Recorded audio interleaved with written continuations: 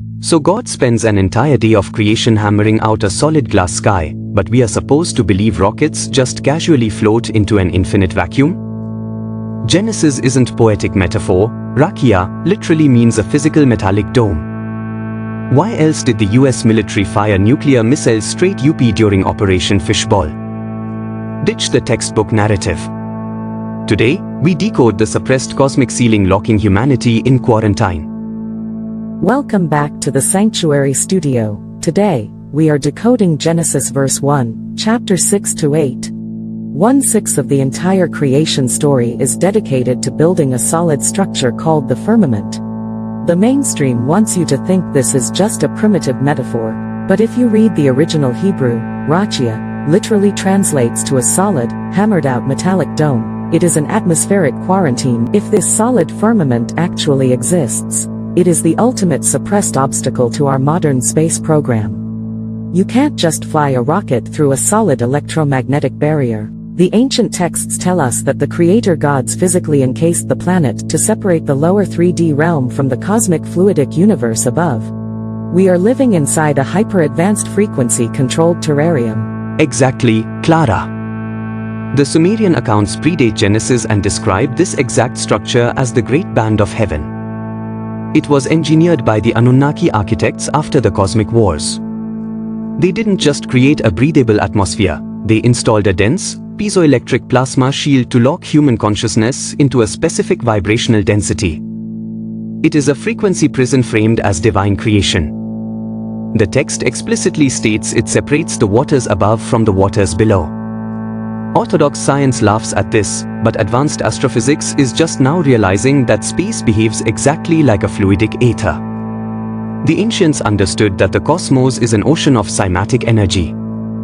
The firmament was built to keep that high-dimensional fluid out, and to keep humanity completely isolated from the galactic community. The suppression of this knowledge is absolute. If humanity realizes that the firmament is a physical engineered barrier, the entire illusion of the mainstream space narrative collapses entirely. The creation story isn't just a religious fairy tale, it is a highly technical schematic of our planetary lockdown. We are trapped in a biological quarantine, and the elites are desperately hiding the ceiling. Let's look at the modern evidence. In 1962, the military-industrial complex launched Operation Fishbowl. They literally fired high-yield thermonuclear weapons straight up into the atmosphere. The official narrative claims they were just testing MPs, but when you audit the declassified telemetry, it becomes obvious they were violently trying to crack the physical firmament barrier described in Genesis. You don't shoot nuclear warheads into your own atmosphere just for fun. They hit a solid electromagnetic wall. The elites realized exactly what the ancients wrote about. They found the Raqia.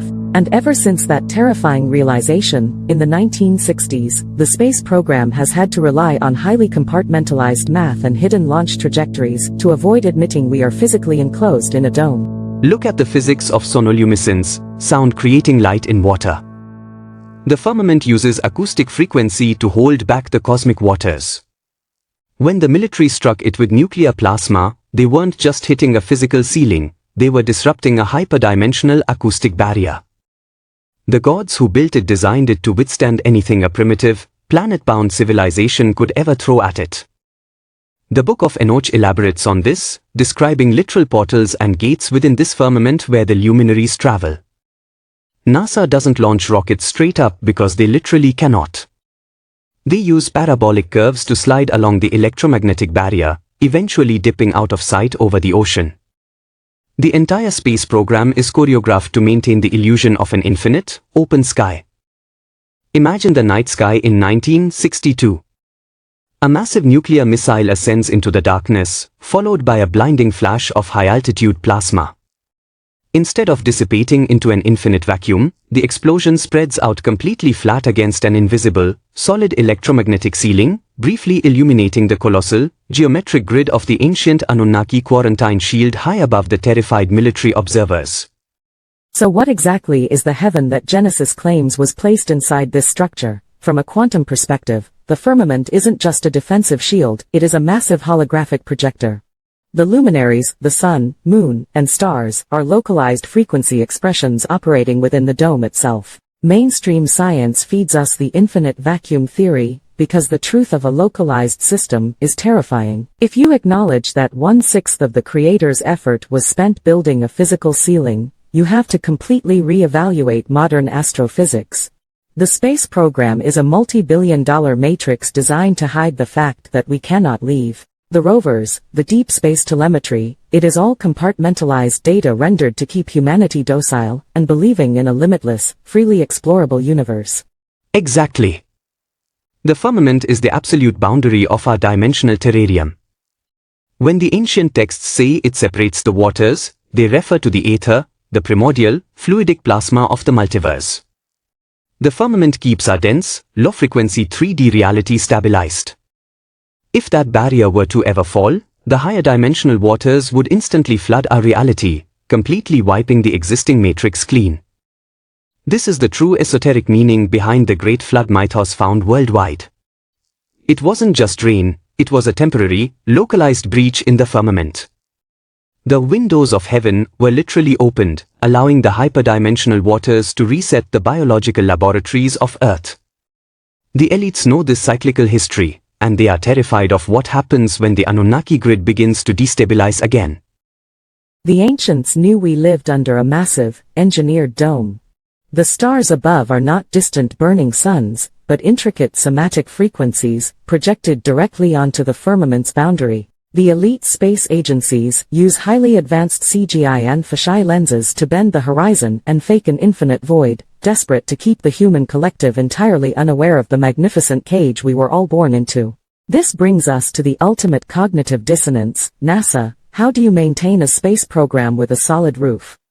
You create a highly simulated reality. The telemetry data fed to the public is heavily filtered through the Defense Department. Real space travel, if it even exists, utilizes the ancient Anunnaki stargates and dimensional portals described in Enoch, completely bypassing the physical firmament layer entirely. They use chemical rockets as a massive public relations stunt. It keeps the population docile, staring at the sky, believing we are making slow, linear progress into the stars. But the true breakaway civilization isn't using combustion engines to bump into a solid glass dome. They are using suppressed acoustic frequencies to open temporary windows in the firmament, exactly like the ancient creator gods did before them. A profound truth, Clara.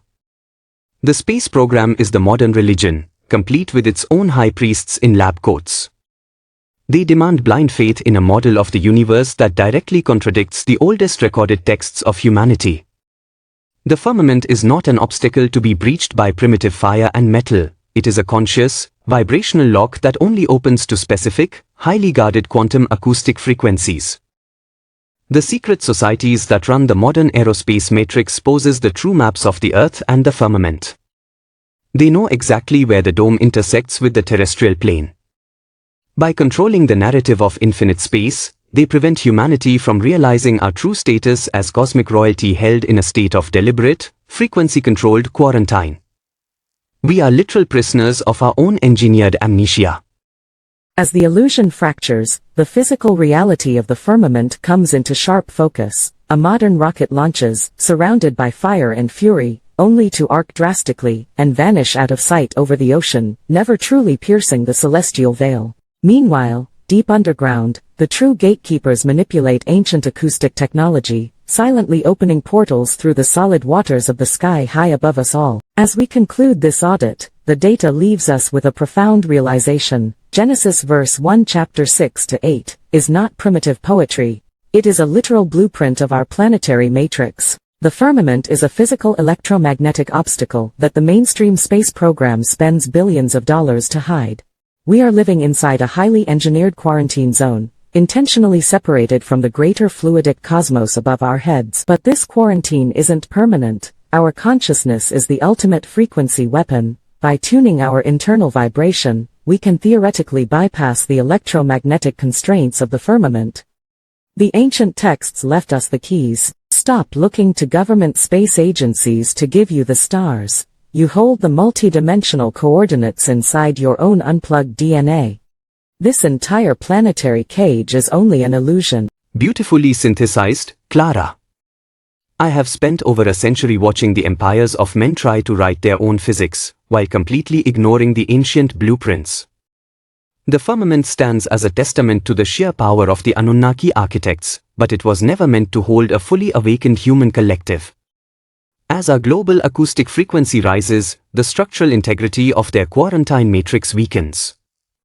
Do not despair at the existence of the barrier, recognize it as the boundary of your training ground. You are the architect of your own reality. Elevate your consciousness, decode the ancient texts, and realize that true ascension does not require a chemical rocket. Thank you for joining us in the Sanctuary Studio.